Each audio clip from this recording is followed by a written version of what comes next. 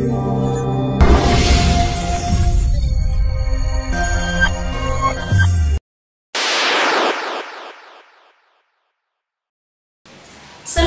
warahmatullahi wabarakatuh. Kali ini saya, Andri Fernalia Susanti, akan sedikit membahas tentang strategi Nabi Ibrahim alaihissalam dalam mendidik anak-anaknya. Sering kita amati secara langsung, kita baca atau kita dengar dari media elektronik ataupun media cetak yang berupa televisi, radio, koran, ataupun internet, masih banyak kenakalan, kemaksiatan, dan tindak kriminal yang dilakukan oleh anak-anak kita. Komisi Perlindungan Anak menyebutkan bahwasanya kasus tawuran antar pelajar ini mencapai ratusan kasus. Kemudian Badan Narkotika Nasional juga menyebutkan bahwasanya keterlibatan remaja dalam penggunaan barang terlarang ini juga masih terbilang tinggi yang semakin meningkat dari tahun ke tahunnya.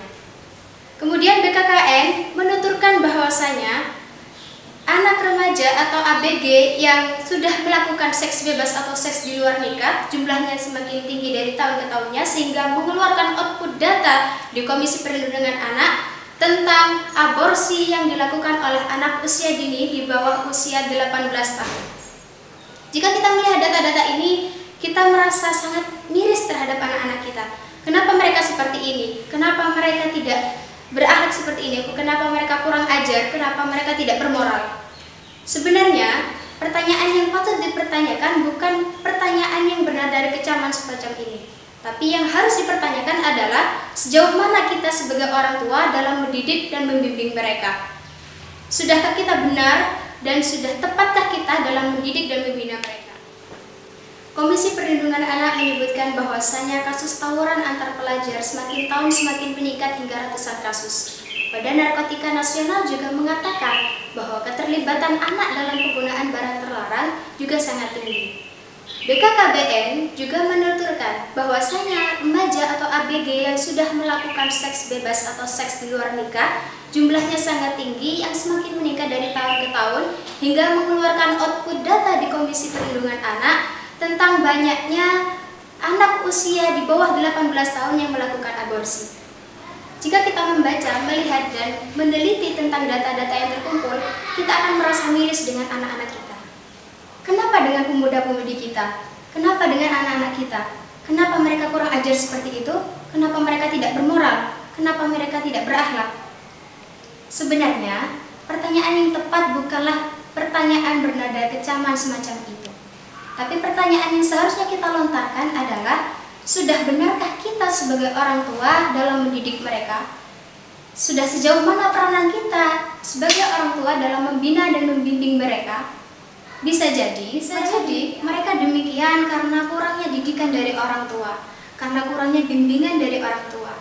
Sudahkah kita sebagai orang tua membimbing mereka, mengajari mereka tentang hukum-hukum Islam? Sudahkah kita mengajari mereka tentang cara membaca Al-Quran? Sudahkah kita meluangkan waktu sedikit untuk mendengarkan keluh kesah mereka? Sudahkah kita menjadi tempat curhat yang nyaman bagi mereka sehingga tidak memerlukan tempat yang lain di luar sana yang mengakibatkan hal-hal yang tidak diinginkan? Sebagai pendidik utama, kita orang tua semestinya menyiapkan keturunan kita agar menjadi keturunan yang soleh dengan menerapkan pendidikan yang tepat. Karena penerapan pendidikan itu sangat berpengaruh terhadap kelangsungan hidup di masa yang akan datang.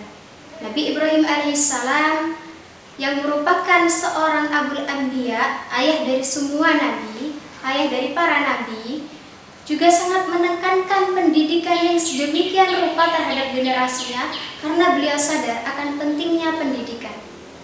Nabi Ibrahim alaihissalam sangat menyayangi putranya yang bernama Ismail. Beliau berharap bahwasanya putranya ini akan meneruskan perjuangannya di masa yang akan datang untuk menyebarluaskan agama Islam. Beliau menerapkan pendidikan sedemikian rupa pada putranya sehingga menghasilkan ketaatan, ketabahan, dan kesolehan yang dimiliki oleh Nabi Ismail alaihissalam, baik itu terhadap orang tuanya ataupun terhadap orang tua. Keberhasilan Nabi Ibrahim alaihissalam ini sudah sangat patut bagi kita orang tua masa kini dijadikan sebagai acuan dalam mendidik dan membimbing anak-anak kita. Sebenarnya model pendidikan yang diterapkan oleh Nabi Ibrahim alaihissalam ini sudah dituturkan dalam Al-Quran dan dapat kita telusuri di sana. Akan tetapi Muhammad Qasim, seorang dokter di bidang pendidikan Islam, merangkum cara mendidik anak versi Nabi Ibrahim menjadi 8 cara. Yang pertama, memilih ibu yang solehah untuk anak-anaknya. Seperti yang kita tahu, bahwasanya Nabi Ismail alaihissalam merupakan keturunan Nabi Ibrahim dari pernikahannya dengan seorang budak bernama Siti Hajar.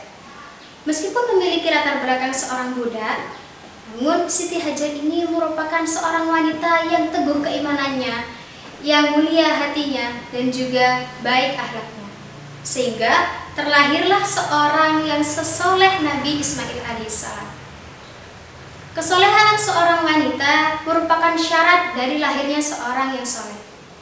Ketika ibunya itu merupakan seorang yang solehah, maka secara otomatis insya Allah anak yang terlahir juga soleh. Begitupun sebaliknya, jika ibunya kurang solihah atau tidak solihah, maka secara otomatis dan kemungkinan besar anak yang terlahir juga tidak soleh. Yang kedua, berdoa. Meskipun Nabi Ibrahim seorang nabi, beliau tetap bermunajat kepada Allah, meminta kepada Allah agar keturunannya dijadikan keturunan yang soleh. Doa Nabi Ibrahim ini diabadikan dalam Al-Quran surah As-Saffat ayat 100 yang berbunyi, Bismillahirrahmanirrahim. Rabbi habli minas sholihin. Rabbi habli, wahai Tuhanku, karuniakanlah kepadaku minas sholihin, keturunan yang soleh. Dari sini kita diajarkan bahwasanya dalam mendidik anak tidak cukup dengan berusaha saja, tetapi juga harus diiringi dengan doa dan minta pertolongan kepada Allah. Doa orang tua ini sangatlah mudah untuk diijabah, sehingga kita orang tua hendaknya untuk senantiasa mendoakan anak kita dengan doa yang baik-baik saja. Kita juga diajarkan untuk senantiasa bertutur kata yang baik, karena kita sering mendengar bahwa setiap kata adalah doa. Maka ketika Anda mengatakan kepada anak Anda, kamu nakal, maka anak akan tersugesti menjadi anak nakal. Tapi sebaliknya, jika Anda mengatakan kepada anak-anak Anda, kamu anak yang soleh, maka anak yang terlahir, anak juga akan tumbuh menjadi anak yang soleh. Kemudian yang ketiga, menjadi teladan yang baik bagi anak-anak. Nabi Ibrahim alaihissalam merupakan uswatun hasanah bagi umatnya sekaligus bagi anak-anaknya. Hal ini dijelaskan dalam Al-Quran surah Al-Mumtahanah ayat 4 dan ayat 6. Dalam ilmu psikologi, anak usia dini ini sering cenderung meniru orang-orang di sekitarnya, meniru perilaku orang-orang yang ada di sekitarnya, terutama orang tuanya. Maka disinilah kita sebagai orang tua dituntut untuk memberikan keteladanan yang baik bagi mereka, baik di bidang iman, keimanan, ketakwaan, perilaku ataupun sikap. Ketika kita mengharapkan anak kita untuk menjadi anak yang ahli ibadah, maka kita harus mencontohkan dulu kepada anak. Atau kita mengharapkan anak sebagai ahli Quran, penghafal Al-Quran, maka alangkah baiknya jika kita mulai dari diri kita sendiri. Ketiga, menjadi teladan yang baik bagi anak. Nabi Ibrahim alaihissalam merupakan uswatun hasanah bagi umatnya dan juga keturunannya. Hal ini diabadikan dalam Al-Quran surah Al-Mumtahanah ayat 4 dan 6. Dalam ilmu psikologi, anak usia dini cenderung meniru atau imitatif perilaku orang-orang sekitarnya, terutama orang tuanya.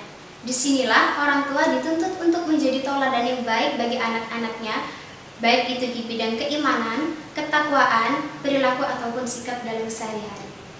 Kemudian yang keempat, pilihlah lingkungan yang baik. Ketika Siti Hajar melahirkan Nabi Ismail, Nabi Ibrahim langsung membawa keduanya ke sebuah daerah di padang pasir yang sangat tandus bernama Mekah.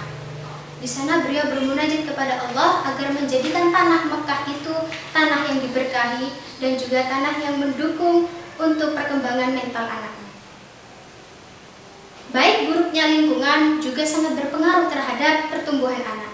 Ketika lingkungannya baik, maka anak juga akan tumbuh dengan baik. Namun ketika lingkungannya buruk, maka anak juga akan tumbuh menjadi pribadi yang buruk. Bisa jadi di rumah kita mengajarkan kebaikan, namun ketika berkumpul dengan kawan-kawannya yang kurang baik, mereka akan terpengaruh dan juga memiliki sikap yang kurang baik pula. Yang kelima, komunikatif dan demokratis. Komunikatif dari Nabi Ibrahim alaihissalam terlihat ketika beliau menjalankan perintah Allah untuk menyembelih putranya. Beliau memanggil putranya dengan kata-kata, ya bunayya, "Wahai anakku sayang." Panggilan ini menunjukkan arti penuh kasih sayang dan komunikatif antara anak dan bapak. Sedangkan demokratisnya Nabi Ibrahim terlihat ketika beliau masih bertanya kepada putranya tentang perintah Allah untuk menyembelih dirinya. Dari sini kita mendapat pelajaran bahwasanya kita sebagai orang tua tidak boleh menekankan kehendak kita terhadap anak.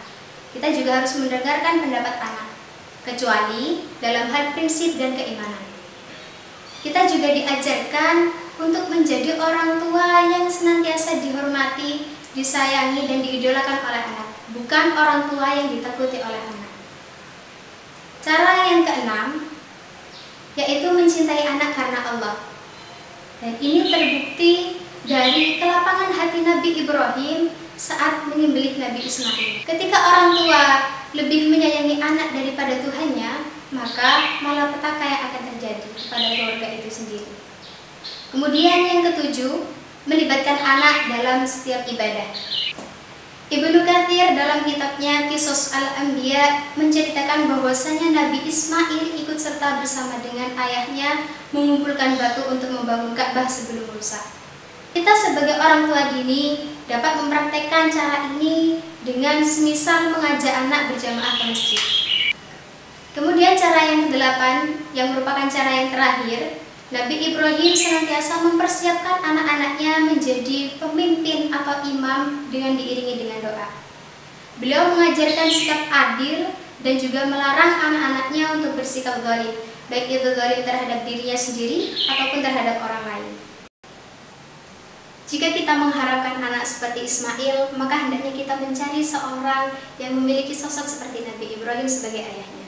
Dan kita sebagai seorang wanita juga hendaknya mencontoh Siti Hajar dalam mendidik putranya. Meskipun tidak 100%, karena memang kita bukan seorang nabi, setidaknya kita senantiasa meningkatkan kemampuan kita dalam hal meniru cara Nabi Ibrahim mendidik putra-putranya. Demikianlah pembahasan kita kali ini, semoga bermanfaat.